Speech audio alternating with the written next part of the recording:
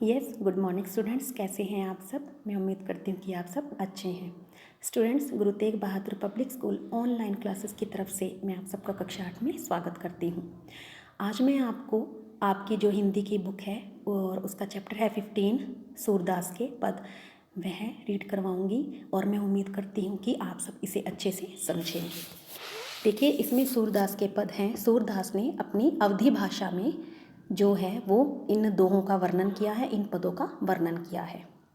इसमें वे श्री कृष्ण जी के बारे में बता रहे हैं कि वह जब श्री कृष्ण अपनी माता जी के पास जाते हैं तो वे उनसे ऐसी बातें पूछते हैं जो कि उनके भाई के विषय में होती हैं। उनके भाई थे बलराम। तो देखिए, पहला पद है सूरदास जी का, मैया कब ही बढ़ेगी चोटी। वो अपनी माता से पूछते हैं कि मैया यानी माँ, कब ही यानी कब, चोटी यानी चुटियाँ, क्योंकि उनके जो बाल थे ना तो वहाँ पर ये पीछे चोटी करते थे, तो उनकी चोटी छोटी थी अपने भाई से। उनके भाई थे बलराम। तो कितनी बार का अर्थ होता है कितनी बार, अर्थात अनेक बार। पियत यानी पीते हुए, पियत लिखा हुआ है ना, दूध पियत भई, तो पियत यानी पीते हुए। अजहूँ यानी आज भी। बल इसमें लिखे ना तीसरी लाइन में, कहती बल की बेनी, बल यानी बलराम के बारे में कहा गया है, बेनी यानी चोटी। ज्यों यानी जैसे। फिर है हैं, हमें लिखा हुआ है ना, इसका अर्थ है हो जाएगी। फिर है लांबी, लांबी होता है लंबी। काढ़त, काढ़त होता है कंघी करते हुए, बाल बनाते हैं ना। गुहत होता है गूंथते हुए। ननहावत यानी नहलाते हुए, ननहावत इसका अर्थ नन्हा नहीं है, नहाते हुए या नहलाते हुए। भूई यानी भूमि, लिखा हुआ ना नागिनी सी भूई लोटी, तो भूई यानी भूमि और लोटी यानी लौटना। कांचो होता है कच्चा, कांचो दूध यानी कच्चा दूध। पियावत यानी पिलाती हो। पची पची लिखा है ना, पची पची इसका अर्थ होता है रोज रोज या डेली, जिसे आप बोलते हैं। देती यानी देती है, देती इसका अर्थ है। चिरजीवो यानी चिरंजीव रहो या दीर्घायु, बड़ी उम्र हो आपकी। दो यानी दोनों। और इसमें लिखा हुआ है ना हरि हलधर, तो हरि यानी ईश्वर का पर्यायवाची है और हलधर बलराम को कहा गया है जो हल चलाते थे। जोटी यानी जोड़ी। तो ये जो पद हैं ये सूरदास जी ने अपनी कविता के माध्यम से हमें बताए हैं। और आपको पता है सूरदास जी आंखों से अंधे थे, यानी उनको आंखों से दिखाई नहीं देता था, फिर भी वे जो है अपनी भक्ति में लीन रहते थे। किसके? श्री कृष्ण जी के वे भक्त थे। तो उन्होंने श्री कृष्ण जी के जो बाल रूप था ना, जो बचपन का रूप था, उनका जो मनुहारी यानी मन को हरने वाला रूप है उसका वर्णन किया है।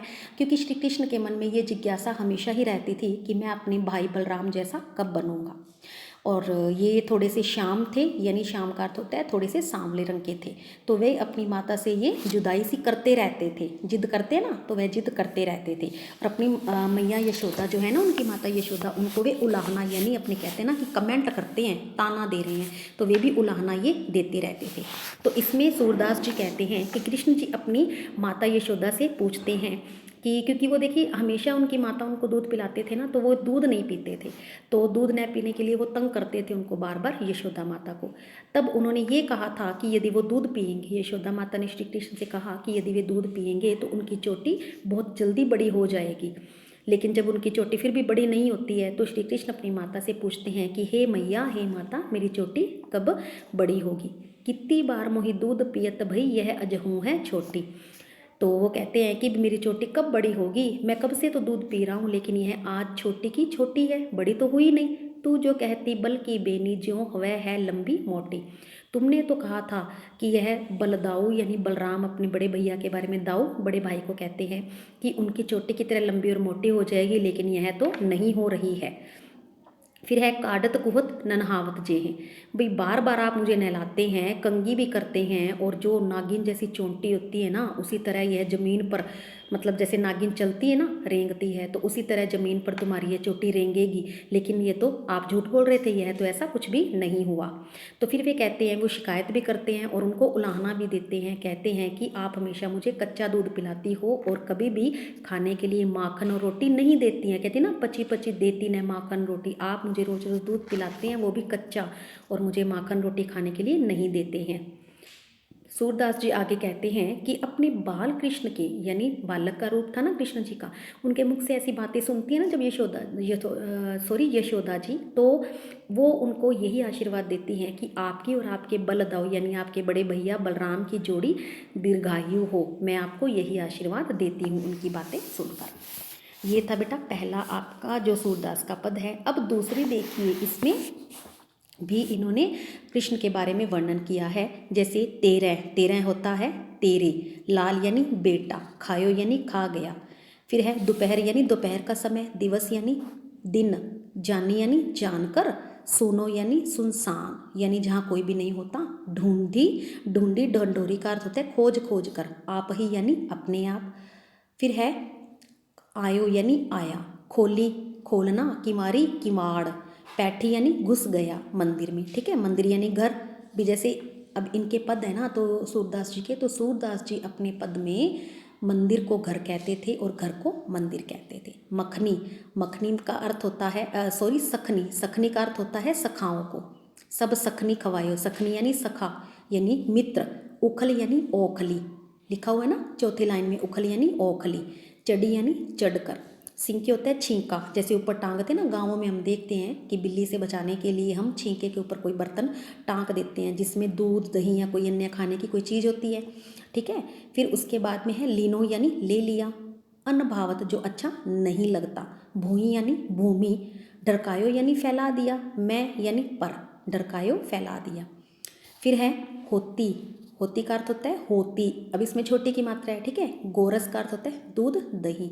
और आगे है ढोटा यानी बेटा। कौन है यानी किस तरह। ढंग यानी तरीका। हटकी यानी मना करके, इसमें लिखे ना हटकी न राख है तो मना करके। न यानी नहीं। तय यानी तू। पोत यानी पुत्र। अनोखो का अर्थ होता है निराला। जायो यानी जन्म दिया या पैदा किया। बेटा इस पद में जो गोपियाँ हैं ना वह शिकायत लेकर आती हैं यशोदा मैया के पास कि आपके पुत्र श्री कृष्ण ने हमारे घर का जो माखन है वह आधा खाया और आधा गिरा दिया। तो वे शिकायत लेकर आ रही हैं, देखते हैं वो क्या शिकायत करती हैं। तेरे लाल मेरो माखन खायो।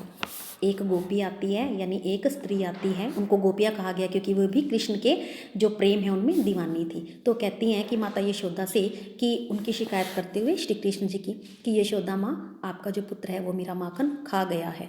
दोपहर दिवस जानी घर सोनो ढूंढी ढंढोरी आप ही आयो। उसने क्या किया, दोपहर में खाली जो घर थे, क्योंकि गोपियाँ जो है वो अपने काम में व्यस्त रहती थी, है ना, जैसे पानी लेने चली गई, तालाब के किनारे चली गई, तब उनके घर सुनसान होते थे। तो जब देखा श्री कृष्ण ने कि दोपहर में सबके घर सुनसान हैं, खाली हैं, कोई भी नहीं है, तो वह घर में घुस गया। फिर उसने क्या किया, खोली किवारी, किवाड़ खोलकर बैठी मंदिर में, घर में घुस गया। दूध दही सब सखनी खवायो। तो वहाँ उसने क्या किया, दूध दही जो था ना वह खुद भी खाया और अपने साथियों को भी खिला दिया, क्योंकि मैंने कुछ जो सामान था, दूध दही था, खाने का कोई सामान मैंने छिपा कर रखा हुआ था। फिर है ओखल चढ़ी, यानी उसने ओखली पर चढ़कर सीके को लीन हो, वहाँ पर चढ़कर वहाँ से उनको ले लिया। फिर उसके बाद में क्या किया, अनभावत भूमि में ढरकायो। फिर उसने क्या किया, जो उसे अच्छा नहीं लगा वह उसने गिरा दिया नीचे और नहीं खाया, बिखेर दिया। फिर है दिन प्रति हानि होती गोरस की। वो कहती हैं कि उनकी रोज रोज की ऐसी हरकतों से प्रतिदिन मेरा जो घर में दूध और दही मैं बचा कर रखती थी ना, और मक्खन जो बचा कर रखती थी, उसका वो नुकसान कर देता था। यह ढोठा कौन है ढंगलायो। तो तुम अपने इस अनोखे पुत्र को समझाती क्यों नहीं हो कि क्यों वह ऐसा करता है, वह हमारे घर से दूध दही मक्खन घी आदि की चोरी क्यों करता है। वह मांग लिया करे, इनका ये अर्थ था कि वह मांग लिया करे पर चोरी न करे। तो स्यूर शाम को हटकी ने राखे तय ही पुत अनोखो जायो। क्या तुमने ही अपने अनोखा पुत्र को अपने को जन्म दिया है। भी आपका तो उसका व्यवहार देखकर ऐसा लग रहा है कि आपका जो पुत्र है ना, उसके व्यवहार से हम यही समझते हैं कि वह कोई अनोखा ही है जिसको आपने जन्म दिया है। तो आप अपने पुत्र को समझाया करें कि वो ऐसी हरकतें न किया करें, क्योंकि उनकी आदत थी ना श्री कृष्ण जी की, जब वे बाल रूप में थे तो अपने मित्रों को ले जाते थे, जो उनको अच्छा लगा वो उन्होंने खा लिया, बाकी उन्होंने ज़मीन पर बिखेर दिया। तो इसमें जो गोपियां हैं वे बाल कृष्ण के रूप की, जो मनोहारी उनका रूप होता था, उनकी वो उलाहना लेकर आई थी, उनकी शिकायत लेकर आई थी, और वे यशोदा मैया से उनकी शिकायत कर रही हैं।